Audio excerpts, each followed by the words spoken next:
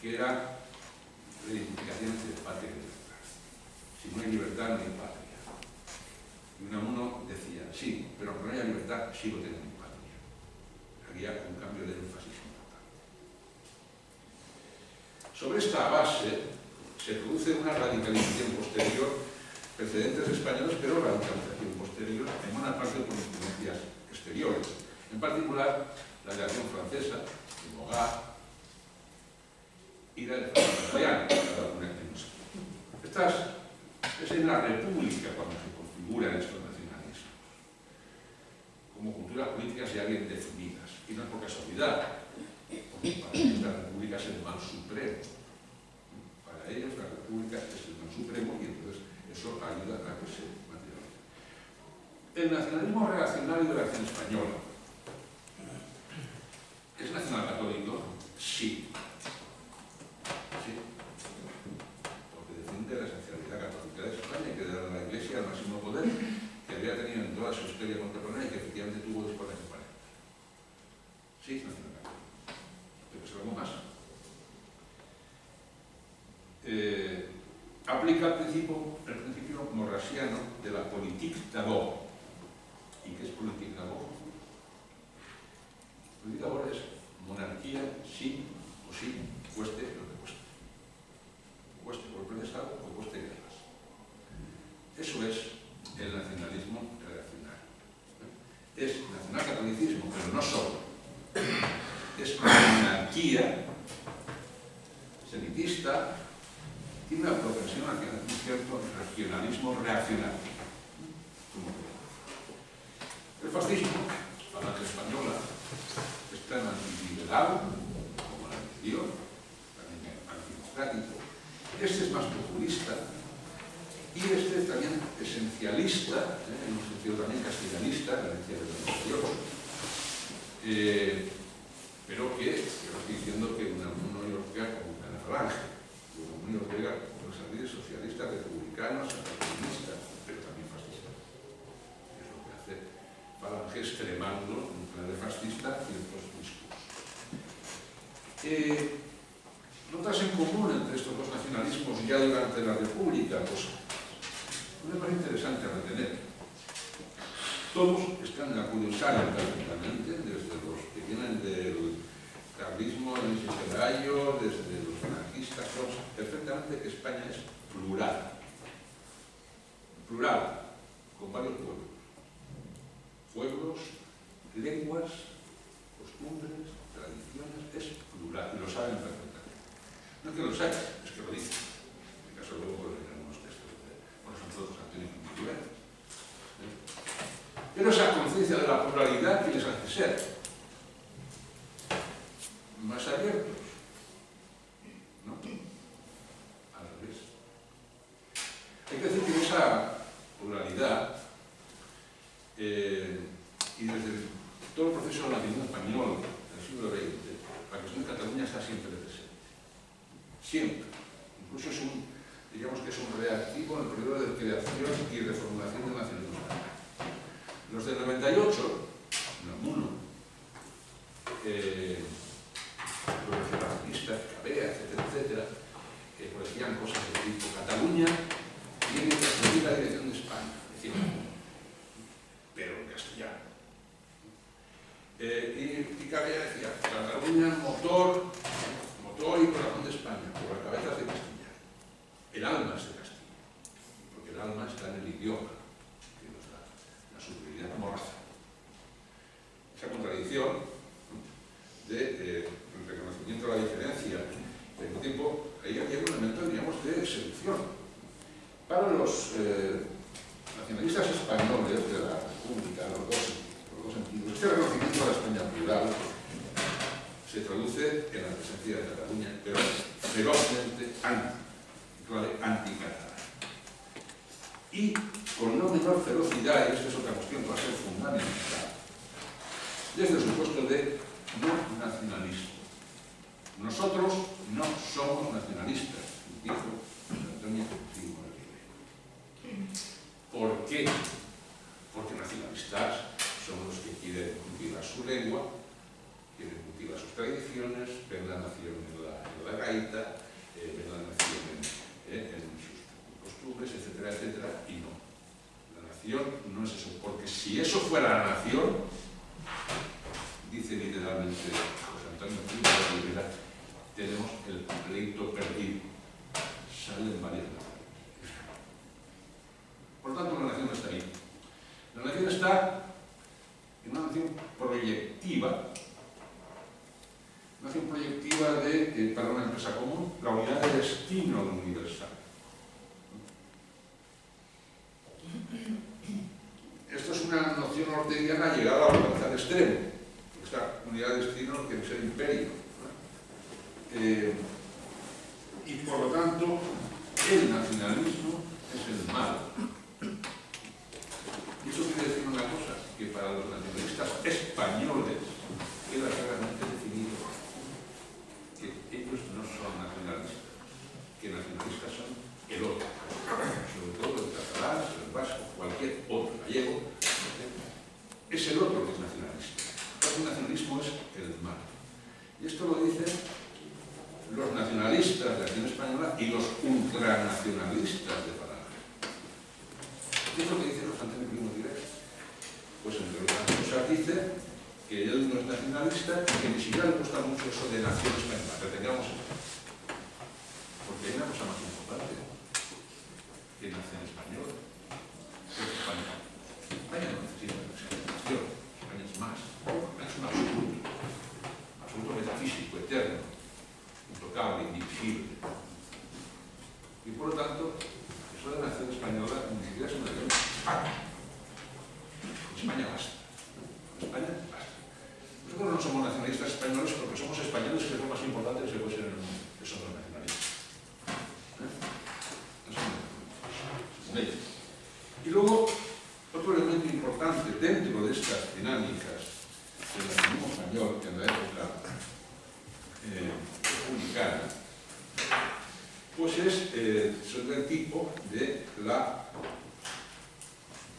atracción directa, la exclusión absoluta del otro, la condena categórica del otro, la apelación directa a la violencia y a cualquier tipo de elemento de empleo de la fuerza. Unos primeros fascistas dijo, con Cataluña, abrazo o fusil. Un poco lo del abrazo, algo en el 98, ¿no? Abrazo o fusil. En el 39 decía, la maté porque la mía. No había resuelto claramente el problema. Pero otro muy importante en el fascismo español, el señor Ismael Ramos, pues ya en el 31 hablaba de aplastamiento revolucionario de los separatistas, fusilamiento de Macía como traidor, no llegó a tiempo, lo fusilaron con pan, apelaban a las armas, a Reto Guerrero. Al fin y al cabo, no hace falta esta prueba de los catalanes separatistas, la de Luis, carecen de ejecuciones guerreras y por eso el resto de España debe obligarles a bailar. Puede haber una estructura federalizada, sí, siempre que sean todos iguales, y que nadie venga con plañideros artificiosos de naciones, ni derechos históricos, ni romanticismo reaccionario. Y si Cataluña se empeña en reivindicar las diferencias, la cuestión es sencilla, es alta traición. Y frente a ella había que responder con castigos implacables, con mano dura. Primo de Rivera reconoce que hay mucho de reconocimiento de diferenciar, lo decía antes, de diferenciar las tradiciones catalanas, no somos nacionalistas, pero eso sí, España es eterna, inconmovible, metafísica, suprema, permanente, irrevocable, etcétera, etcétera. Y si alguien se empeña en lo contrario, pues es merecedor de la cólera celeste. Es decir, no es que los catalanes no tengan derecho a decidir si quieren o no ser españoles, es que los españoles tampoco tienen derecho a decidir si los catalanes son o no españoles, porque los catalanes son españoles, por definición, y eso no lo puede discutir nadie, no lo puede discutir una generación. Esto es eterno, y por lo tanto, España no es nuestra. España no es nuestra. No es que Cataluña no sea de catalanes. Es que España tampoco es nuestra. España es de todas las generaciones que ha habido. Y si alguien pone esto en duda, merece, insisto, la cólera del Estado. Bien, ese es uno de los esos legados del que no soy nacionalista, pero la apelación a absolutos de mi país y de planteamientos extremos cuando hay algún tipo de retos procesales. ¿Qué pasa con el franquismo? El franquismo, aunque tiende a ignorarse, ha hecho choques importantes entre esos dos nacionalismos. Hay choques entre los que de alguna forma los falangistas van a reivindicar algo de la cultura secular española. No liberal, pero secular. Claro, ahí se les mezcla. Ellos reivindican a Unamuno y a Ortega, no por liberales, pero sí porque es la cultura española y porque pueden extraer de ahí algunos de sus planteamientos.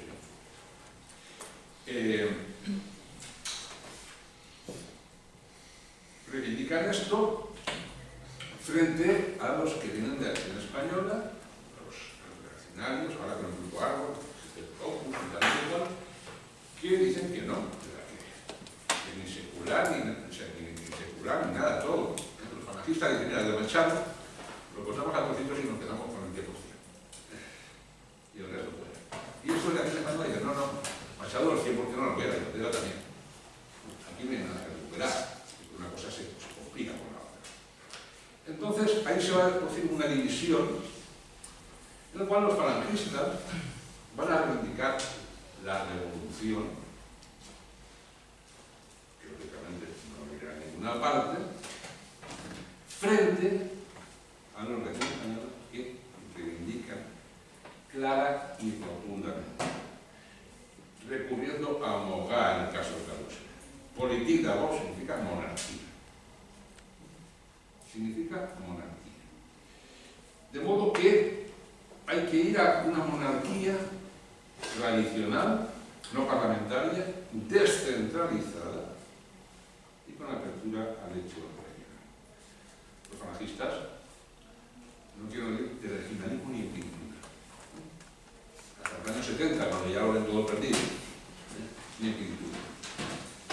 De modo que hay un poco la contraposición que a veces tiene elementos muy virulentos en la contraposición, sorprendente en una dictadura, porque ahí se utilizan ataques contra el totalitarismo de Falange, o ataques contra el centralismo de Madrid, o ataques contra el tradicionalismo de los que defienden las regiones al revés. A mediados de los 50, ¿qué es lo que ha pasado? Pues se llega, digamos, a un impasse. Un impasse muy fuerte. Ni los falangistas tendrán revolución, ni los de la región. Es decir, nada de nada. Nada de nada. Tendremos que ser lo mismo. Y entonces, para un régimen nacionalista que de repente prácticamente desaparezca del discurso los términos nación y hasta patria, es muy significativo, porque es conflictivo incluso para ellos. Y en función y respecto a esto, ¿qué es lo que cuaja? Y muy poderosamente. Algo que ya había hecho en parte como veníamos antes de Rivera u otros. No hay que hablar de nación, hay que hablar de España. España es un absoluto. No tiene que justificarse por mí. No hace falta que tenga ningún discurso de nación después. Detrás. España es un absoluto intangible. España es. Y esto que conecta con lo que se llama nacionalismo banal, lleva a un enfoque, a una penetración y muy importante en la población, de la naturalización, banalización de España, desde el supuesto de que no somos nacionalistas. Es la sublimación del nacionalismo.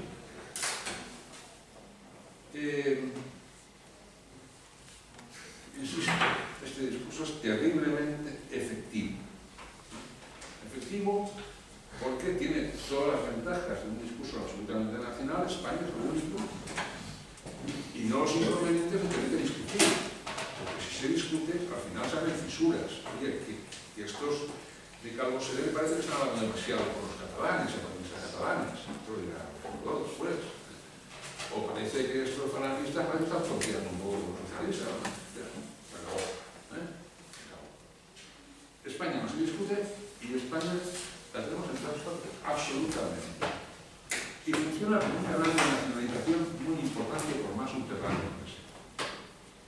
El problema es, ¿funciona siempre y en todas partes? ¿Funciona esto exactamente igual cuando en otras partes del territorio sí que hay discursos de nación, aunque sea de otros discursos de otra nación, que no sea de España? ¿Cómo se responde a estos discursos? ¿En nombre de qué? Y por aquí, luego podemos hablar de todo lo que queráis, vamos a ir a un paso más. ¿Cómo se traduce esto ya en la transición y en la democracia? Y hablamos de que hay una primera herencia política clara y rotunda, la del nacionalismo reaccionario, que es la monarquía. La monarquía actual es la imposición de los presupuestos de la cultura política del nacionalismo reaccionario. Esa batalla por la que lucharon la nación española durante la República, participando en 2 golpes de Estado e intentando un tercero, es todo lo que trabajó el grupo de Carlos de Algo, es lo que consiguió llevar a cabo